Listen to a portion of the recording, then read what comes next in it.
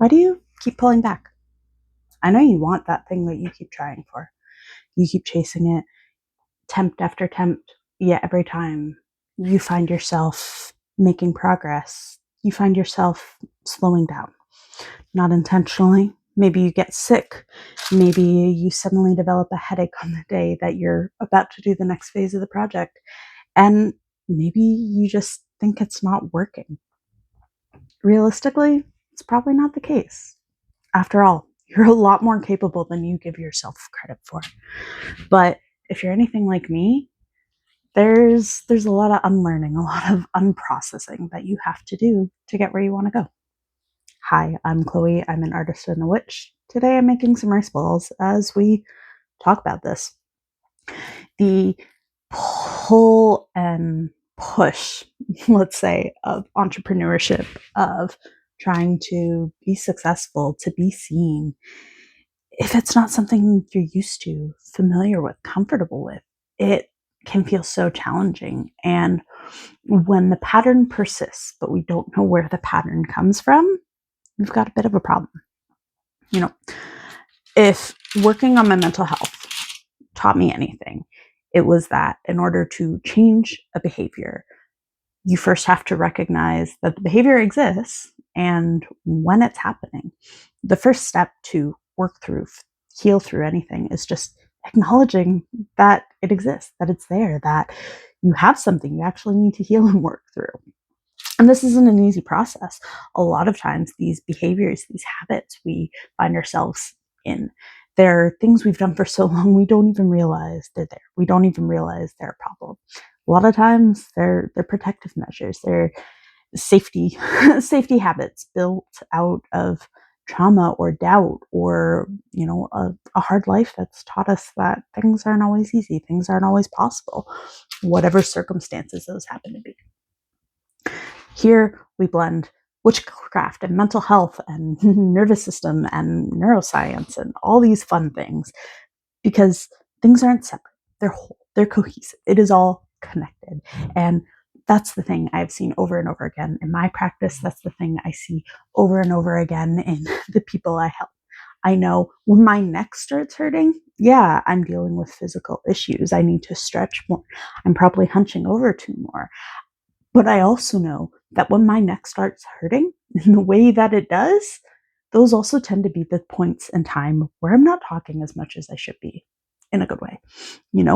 My neck hurting, neck pain tends to coincide with when my throat chakra is closed or activated in a not great way.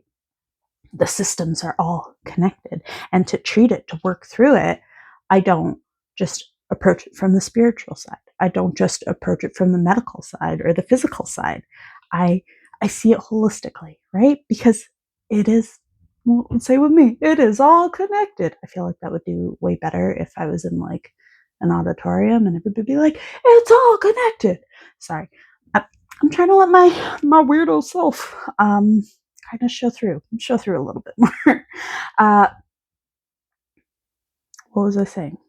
It's all connected, right? So for me, when I know that my throat chakra is acting up, that my neck is being sore, that I'm hunching over too much, I approach it as a system approach. I get my hot water bottle.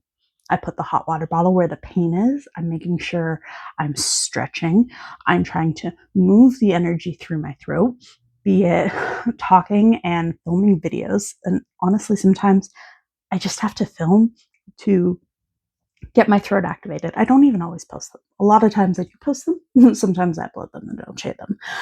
But the act of speaking to the camera, for me, has become a way to open and activate my throat. When I'm doing it more, I feel better. My throat is hurting less.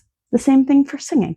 Whether you're good at singing or not, singing is a great way to activate the throat. If you have a song, one of the ones that gives you goosebumps that you just really love to belt out, it's a great way to work through some of that throat energy and just kind of get things moving, get things to be less still. But again, it's a systems approach. Maybe you go sing in the shower, which is A, opening things up, B, adding heat because the hot water is going to, feel nice on your neck. C, you're probably going to be a little less anxious and a little more regulated when you're in the shower. if you're anything like me. I don't know. Shower is one of the few places I've felt comfortable singing as much as I love singing. But it's, it's a systems approach. It's all connected. So where do we go from here? Well, what are you experiencing? I will tell you one thing. I love troubleshooting. I love helping people. And something that makes me excited is being able to help somebody work through something. And a lot of my ideas, my inspiration, even for some of these videos, it comes not just from my own head, but from talking with friends or seeing people on the internet struggling with certain things. And I'm like, oh, that sparks an idea. I know how to work with that.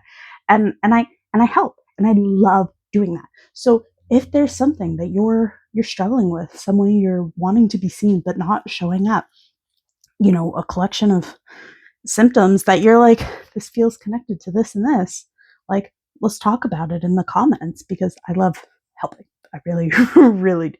Now, this isn't medical advice. Medical advice comes from doctors. I feel like I'm supposed to put that warning here.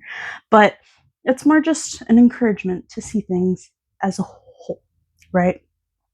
The ways that we've suppressed things, maybe from our childhood, maybe we were bullied, maybe that leads us to not wanting to be seen. Therefore, being visible on camera will send you spiraling, and that's when you pull back. That's one I've literally been working on for the last year straight. Not even an exaggeration with that. Whew, sorry, my hands always get itchy when they get my I get itchy when my hands are gooey, because that's just how my brain works, because now I can't itch because sticky rice balls. But anyways, okay, so knowing that it's all connected, how do we work with this energy? How do we learn to even recognize when we're pulling back? Honestly, sitting in stillness, sitting in silence. And if you're not already in a practice of doing that, that is probably going to trigger you. I have to warm up to it. I find myself pulling back from that habit very frequently. The habit of meditation, when I'm getting overwhelmed in the brain, it's not a thing, and I pull back. And every time I have to reintroduce myself to it, I have to warm up to it. Sometimes that's just leaving my phone inside and sitting outside for 5 minutes. I don't meditate a lot, but I sit in stillness. I sit in silence. I sit with the trees. I sit with the birds. And I let the thoughts that want to come up.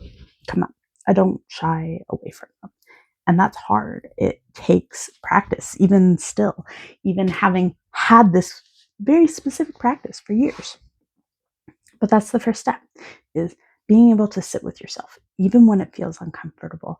And the more you do that, the more you'll be able to slow yourself down, calm yourself down, take that little step back in order to see what's going on when you're dysregulated, when things are out of whack, when you're, say, reenacting a behavior you don't really want to be acting anymore.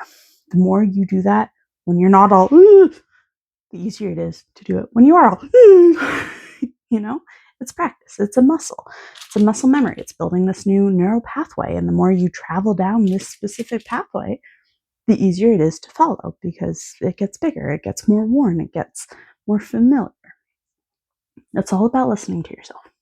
At the end of the day, the more you listen to yourself, the more you'll know yourself, and the more you will understand where you're going and why you're pausing. So, anyways, I hope this helped. Thank you for being here. I appreciate you. I hope you have an amazing day, and I will see you in the next one.